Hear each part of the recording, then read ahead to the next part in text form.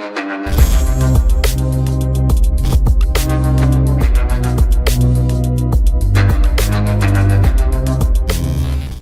वालेकुम गाइस, कैसे हैं आप। उम्मीद करता हूं कि आप सब खैरियत से होंगे, खुश होंगे और हमारी दुआ है कि आप हमेशा खुश रहें, हंसते और मुस्कुराते रहें। मेरा नाम है रहमान अनवर और मैं हूँ मोहम्मद सैयद और मैं हूं जफर इकबाल। और आज हम जिस वीडियो पर करने जा रहे हैं, इस वीडियो का टाइटल है India has 0% chance of going to into recession American report. देखते हैं भाई वीडियो और बाद में देते रिव्यू। अगर वीडियो पसंद आए तो लाइक सब्सक्राइब ज़रूर कीजिएगा और कमेंट में अपनी राय का इज़हार ज़रूर कीजिएगा। तो चलो वीडियो करते हैं शुरू। नमस्कार and welcome to world affairs. मैं हूं प्रशांत धवन। नाउ रिसेंटली आपने देखा होगा कि भारत के 0% चांस हैं रिसेशन में जाने के, आर्थिक मंदी में जाने के चांसेस इंडिया के 0% है, श्रीलंका के 85% है और बाकी कंट्रीज के भी बहुत ज्यादा है। यहां पर आप देख पाओगे आर्टिकल है India has 0 probability of slipping into a recession. ये कहा है ब्लूमबर्ग की एक स्टडी ने, और ब्लूमबर्ग ने यहाँ पर दुनिया भर की कंट्रीज की इकोनॉमी को इवेल्युएट किया है और ये कहा है कि हमारे हिसाब से आने वाले 12 महीनों में इन देशों के चांसेस काफी हद तक दिख रहे हैं कि इनकी इकोनॉमी मंदी में जा सकती है। नंबर 1 पे श्रीलंका है। कोई यहाँ पर ऑब्वियसली आपको खास कोई प्रेडिक्टर होने की आवश्यकता नहीं है। जो श्रीलंका की इमेजेस आ रही हैं उससे आप कह सकते हैं बिल्कुल 85% चांस है कि ये देश लंबी आर्थिक रिसेशन में चला जाएगा। उसके बाद आप देखोगे New Zealand, south Korea, Japan, China भी यहाँ पे आपको दिखेंगे। इंटरेस्टिंग बात देखिए, चाइना और पाकिस्तान दोनों के 20% चांस हैं आर्थिक मंदी में जाने के। इसको कहते हैं real iron brothers. India US की तरह नहीं, जहां पर यूएस के चांसेस है 40% आर्थिक मंदी में जाने के, इंडिया के 0% चांस है। तो डिस्कस करेंगे इस वीडियो में इन डेप्थ इस टॉपिक को। काफी कुछ आपको जानने को मिलेगा, मगर आगे बढ़ने से पहले आपसे क्वेश्चन पूछूंगा। क्वेश्चन यहां पर यह है कि हाल ही में वो कौन सा यूरोपियन यूनियन कंट्री है जिसके प्राइम मिनिस्टर ने अपनी पोस्ट छोड़ दी। पॉलिटिकल क्राइसिस आ गया इस कंट्री में, तो यहां पे आपको बताना है कि रिसेंटली ऐसा किस कंट्री में हुआ था। फ्रांस, इटली, स्वीडन या फिर स्पेन।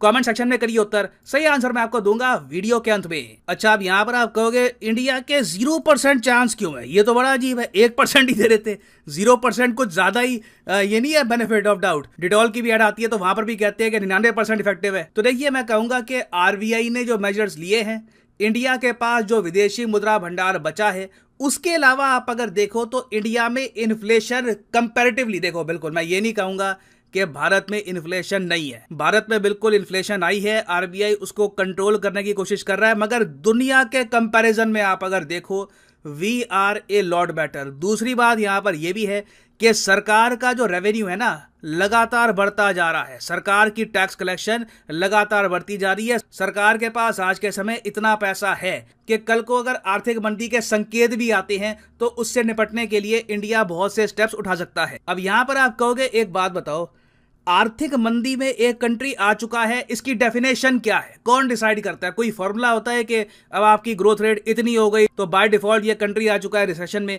तो देखिए, इसका कोई ग्लोबली एक्सेप्टेड फॉर्मूला आपको नहीं मिलेगा। रिसेंटली व्हाइट हाउस ने भी इस पर एक ब्लॉग पोस्ट किया। जी हाँ, व्हाइट हाउस ने खुद इस पर एक ब्लॉग पोस्ट किया कि रिसेशन होती क्या है, कब हम कहते हैं कि एक देश आर्थिक मंदी में चला जाएगा। तो इसको लेकर देखिए, काफी अर्थशास्त्री ये मानते हैं कि अगर लगातार कई महीनों तक एक देश की ग्रोथ नेगेटिव में जाती रहे, वहां के लोग परचेजिंग कम कर रहे हैं, अनएम्प्लॉयमेंट बढ़ रही है, स्टॉक मार्केट अंडर परफॉर्म कर रही है, ये सारी चीजें इकट्ठा जब हो रही हो, तब साइंटिस्ट कहते हैं कि अब लग रहा है कि आर्थिक मंदी आ चुकी है, इकोनॉमिक एक्टिविटी बहुत हद तक कम हो रही है। अब यहाँ पर मुझको ये भी ऐड करना पड़ेगा, सिंस मेरा काम है कि आपको हर तरफ से जो भी एंगल है सब कुछ बताऊं कि यहाँ पर हो क्या रहा है। व्हाइट हाउस ने जब खुद ही ये एक ब्लॉग पोस्ट कर दिया कि जी रिसेशन का मतलब क्या है, जीडीपी नंबर्स थोड़े से अलग तरीके से दिखा दिए, तो उसके बाद यूएसए में आलोचना भी हुई बाइडेन की कि व्हाइट हाउस ने तो डेफिनेशन जो है, जो एक मेजर ब्रॉड डेफिनेशन है रिसेशन की, यही चेंज कर दी। और मैं एक्चुअली बैठ के सोच रहा था,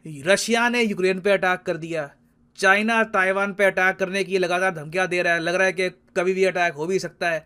दुनिया भर में आर्थिक मंदी का खतरा, यूएसए में रिसेशन का खतरा, जॉब लॉसेस वगैरह ये सब हो रहे हैं। लोगों को डर था ये सब होगा अगर ट्रंप पावर में आ जाएंगे, जबकि उल्टा यहाँ पर हो रहा है। ट्रंप के जाने के बाद बाइडेन जब से यहाँ पे आए हैं तब से ये सब प्रॉब्लम सामने आ रही है। बट यहाँ पर आप कह सकते हैं कि इंडिया के लिए कितनी अच्छी बात है कि हम तो रिसेशन में जाएंगे ही नहीं, हमारी इकोनॉमी इतनी स्टेबल है।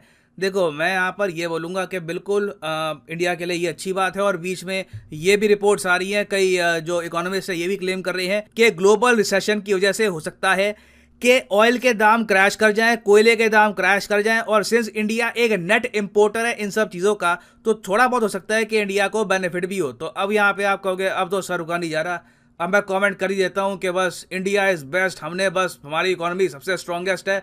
मगर मैं यहाँ पे आपको कहूँगा रुको, अभी नहीं मेरे शेर, अभी रुको। एक प्रॉब्लम यहाँ पर आ सकती है, वो ये है कि अगर यूएसए में रिसेशन आता है, हमारे यहाँ रिसेशन नहीं आता, तब भी हमको झटका लगेगा, क्योंकि याद रखिएगा इकोनॉमिकली हम यूएसए के साथ जो ट्रेड होता है हमारा उससे, उस पर हम काफ़ी डिपेंड भी करते हैं। कई जो हमारी मेजर आईटी कंपनी है, इंफॉर्मेशन टेक्नोलॉजी कंपनी, जैसे कि टीसीएस, इन्फोसिस, एचसीएल, इनके बड़े कॉन्ट्रैक्ट्स हैं यूएसए में। तो यूएसए में अगर आती है आर्थिक मंदी, वहाँ पर ये लोग कहते हैं कि बस अभी खर्चना कम है, बस सब आर्थिक अभी इकोनॉमिक एक्टिविटी नहीं हो रही। अगर यूएसए में रिसेशन आती है तो इसका डायरेक्ट आपको झटका लगेगा टीसीएस, इन्फोसिस, एचसीएल पर, और इससे हो सकता है, मैं कहूँगा अगेन, मैं यही कहूँगा कि अगर यूएसए में रिसेशन आती है, अभी भी वहाँ पर ये 38-40% प्रोबेबिलिटी की बात कर रहे हैं, तो अगर मान लो रिसेशन अगर वहाँ पे ऑफिशियली आ गई तो उसका झटका लगेगा इन कंपनियों पर, और उसकी वजह से हो सकता है कि एक बार को इंडियन स्टॉक मार्केट बुरी तरीके से गिर जाए, इंडिया में जॉब लॉसेस हो, थोड़ा बहुत तो देखिए कष्ट हमको भी इसका होगा, हम इससे बिल्कुल भी ऐसा नहीं है कि बच जाएंगे। तो यह भी एक न्यूज़ एंड डेवलपमेंट है, इसमें अभी काफ़ी और डेवलपमेंट्स आएंगी, काफ़ी इसमें और अपडेट्स आएंगी, तो मैं अपडेटेड वीडियोज़ इस पर लाता रहूँगा ना। वापस आते हैं अपने क्वेश्चन की तरफ कि वो कौन सा यूरोपियन यूनियन कंट्री है जिनके प्राइम मिनिस्टर ने रिसेंटली रिजाइन कर दिया था। तो सही उत्तर यहाँ पे है ऑप्शन बी, इटली। यहाँ पर आप देख पाओगे Italy prime minister Mario Draghi resigns after a week of turmoil. Italy आज के समय एक पॉलिटिकल क्राइसिस से गुजर रहा है। और फाइनली यहाँ पर मैं ये भी ऐड कर दूं कि यूजुअली आप देखोगे अनअकैडमी के कोर्सेज पर जो सेल है ये होती है 10% की, मगर 29 तारीख तक, इस महीने की 29 तारीख तक एक 20% की सेल चल रही है। तो कमेंट सेक्शन में जाओ, यहाँ पे आपको मिलेंगे वेरियस एग्जाम्स के links, UPSC, SSC, bank, IIT, JE. Simply यहाँ पे आपको करना है अपने लिंक पर click. For example let's say आप प्रिपेयर कर रहे हैं फॉर यूपीएससी, क्लिक करिए यूपीएससी पर और आपके सामने खुल जाएगा ये पेज, और यहाँ पर आप परचेज कर पाओगे the course of your choice. सीधा यहाँ पर आपको डिस्काउंट मिलेगा 20% का। The prices will fall a lot. ये जो सेल है एक्सटेंड करी गई है, यहाँ पर आप देख पाओगे ऑफर एक्सटेंडेड, 29 तारीख तक ये सेल चलेगी, उसके बाद ये डिस्काउंट आपको इतना नहीं मिलेगा। So use a code PD10 and save money. So इसी नोट के साथ ये है वीडियो का अंत। Thank you for listening and as always God bless you all.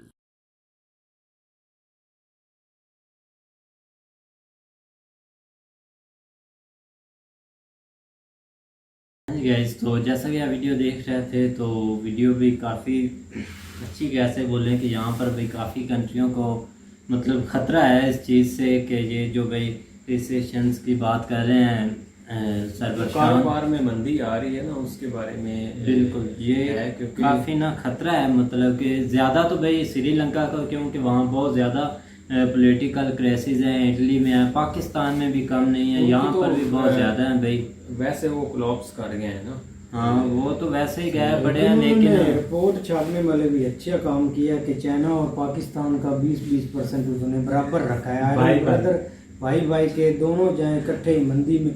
लेकिन देखा जाए तो चाइना कुछ अपना रिकवर अपने आप को कर लेगा, अपनी इकोनॉमी को भी, अपना जो भी उनका कारोबार या स्टॉक मार्केट है। लेकिन पाकिस्तान के काफ़ी हालात नाजुक है, इनकी मंदी ढेरी बहुत ही मतलब कि नीचे जा असल में चाइना जो हंस रहे हैं भाई, आप एक तो नीचे जा रहे हैं, ऊपर से आप हंस देते हैं, कोई कमाल कर देते हैं।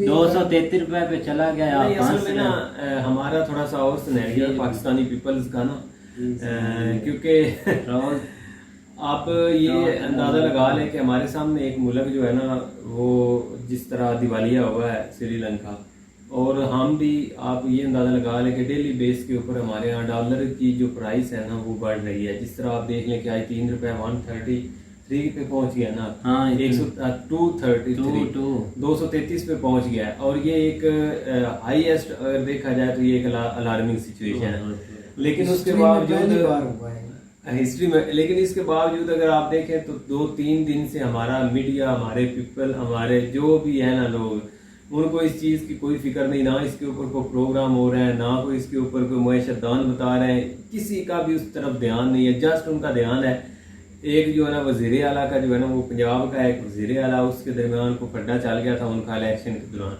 तो उसके अंदर फंसे हुए वो सुप्रीम कोर्ट भी हमारी जो है ना वो एक नुक्ता छोटा सा है उसको लेके ऐसा तोड़ रही है ना, मतलब इतना उसको एक लंबा खींचा हुआ है ना, कभी जी आधे घंटे के बाद फैसला देते हैं, कभी दे कल का, बल्कि कल का है ना, कल इस टाइम फैसला आना था, बल्कि शाम को 5-6 बजे का टाइम अनाउंस किया था, और अभी तक जो है ना उसका फैसला अब जाके खैर आया है।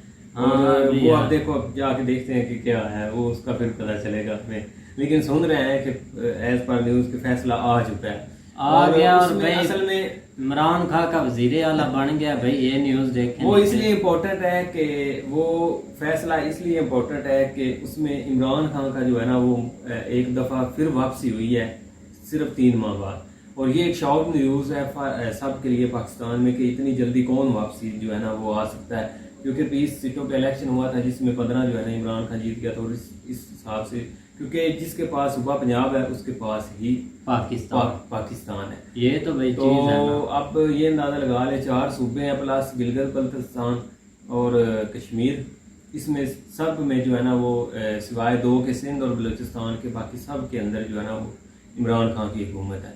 चलो हम किसी और साइड के ऊपर निकल गए, लेकिन हमारे बात करने का मकसद है कि हमारे लोगों को इसकी तरफ कोई डर नहीं, कोई खौफ नहीं है, कोई समझ नहीं आ रही कि ये किस तरह के लोग हैं, और इसी तरह सब हंस रहे हैं, खुश हो रहे हैं, बल्कि आज तो मिठाइयाँ चल रही हैं, कुछ जश्न मना रहे हैं। दूसरी बात यह है कि हमारे ऊपर खतरा तो बहुत ज़्यादा है, एक तो दिवालिया होने का खतरा जो है ना वो सर पे आ रहा है, ऊपर से जो है ना वो जिस तरह ये रिसेशन का चक्कर है, तो वो तो ज़ाहिर बात है इम्पैक्ट हमारे ऊपर जो है ना अब ऊपर नहीं है, ये नहीं कि नहीं पड़ना।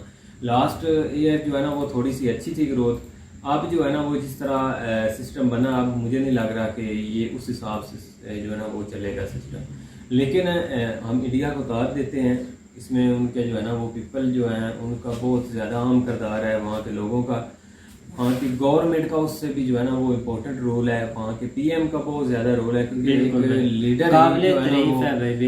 लीडर ही जो है ना वो, अगर लीडर ठीक है ना तो कौम ऑटोमेटिकली उसके पीछे जो है ना वो खड़ी हो जाती है। अगर लीडर ही हमारे जैसे, क्योंकि हमारी हिस्ट्री है में अभी तक जो है ना वो स्टार में शायद कुछ अच्छे लोग 1-2 मिले हैं, उसके बाद अभी तक जो है ना वो उस तरह का सीन नहीं हुआ, जिस वजह से जो है ना हम इन चीज़ों को फेस कर रहे हैं। तो इस लिहाज से इंडिया बेस्ट है, उनके पास बहुत सारी सब कुछ, उनको किसी किस्म की अभी कोई टेंशन नहीं है, और वो आए दिन सीढ़ियों के ऊपर चढ़ रहे हैं। हमारी दुआ है कि वो इस तरह चढ़ते रहें, लेकिन ये है कि दौड़ में ज़रूर होना चाहिए, बिल्कुल दौड़ से साइड पे नहीं होना चाहिए, जिस तरह हम जो है ना बिल्कुल ज़ीरो पे हैं, हम उसमें शामिल नहीं है। लेकिन दिल करता है, बातें भी सुनते हैं बहुत सारे लोगों की कि आप क्या हैं, आप ये हैं वो हैं, लेकिन ये है कि अब मजबूरी है, सुननी भी पड़ती है, क्योंकि एक आध बंदे के पास में हो तो बहुत कुछ बंदा कर सकता है, लेकिन जब पूरी कौम ही बैकवर्ड पे चली हुई है तो फिर मामला खराब होता है। बिल्कुल भाई, तो उम्मीद करते हैं कि गाइस आपको वीडियो पसंद आएगी। अगर पसंद आए तो लाइक सब्सक्राइब ज़रूर कीजिएगा और कमेंट में अपनी राय का इज़हार ज़रूर कीजिएगा। अल्लाह।